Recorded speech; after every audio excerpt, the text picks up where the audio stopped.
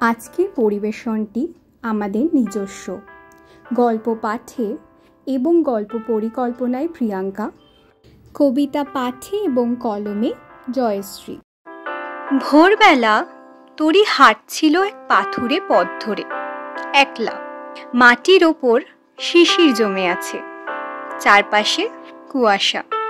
হঠাৎ সে দেখতে পেল একটা ছোট্ট ফুল চুপচাপ দাঁড়িয়ে আছে ঘাসের মাঝে। না, খুব বর্ণময় নয়, খুব বড়ও নয়, তবুও তার চারিপাশে যেন এক নরম আলো জ্বলছে। তরি থেমে গেল, ঝুঁকে তাকালো।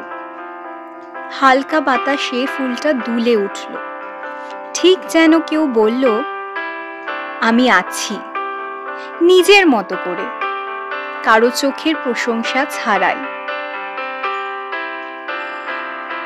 তরি বসে পড়ল।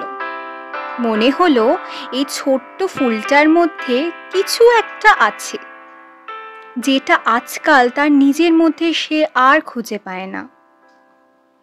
তরি জানে সে কখনো চোখে পড়ে না, খুব কম মানুষ থামে, তাকিয়ে দেখে। তার মুখে হয়তো ক্যামেরা তুলে নেওয়ার মতো আলো নেই, তবু ভেতরে কিছু ছিল এক সময়। কোনো কবিতা, একরাশ কথা, একগুচ্ছ গানের লাইন। তবে সময়ের সাথে সাথে সে ভাবতে শুরু করেছিল, হয়তো তার মতো করে থাকা যথেষ্ট নয়। কিন্তু আজ এই ফুলটার পাশে বসে তরি একটা প্রশ্ন করে নিজেকে, এই ফুলটা কি কারোর চোখে পড়ে না বলে কম সুন্দর? এই আলোটা, শিশিরটা, সকালটা, সব কি তাহলে নিরর্থক যদি কেউ না দেখে? তরি জবাব খুঁজে পায় না, কিন্তু সে বোঝে তার ভিতরে একটা নীরব আলো জ্বলছে। একটা আলো যা হয়তো কারো চোখে পড়ে না, তবু প্রতিদিন ঠিক ভোরের মতো জেগে ওঠে। তরি জানে এখন সে মাঝে মাঝে ভুলে যাবে নিজের আলো, আবার হয়তো মন খারাপ হবে, কিন্তু আজকের এই ভোরটা, ওই ছোট্ট ফুলটা তাকে মনে করিয়ে দেবে নিজেকে ভালোবাসার মানে নিজেকে না বদলে নিজের মতো করে জেগে থাকা। কারণ প্রকৃতি কাউকে বদলায় না, সে শুধু বলে, তুমি যেমন তেমন করেই তুমি থেকো।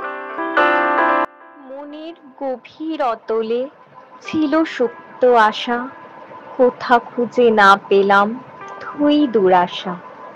কার্য কারণ ছিল তবু ভাগ্য ছলে, নিয়তির বিধান সব হয় দৈব বলে। নাম যশ খ্যাতি লাভ সার্থক জনম, প্রতিষ্ঠার অভিলাষে লক্ষ্যে স্থির মন। ৭ নয় ৫ নয় এ জীবন মহান, যতই আসুক বাধা সৃষ্টি নিরন্তর।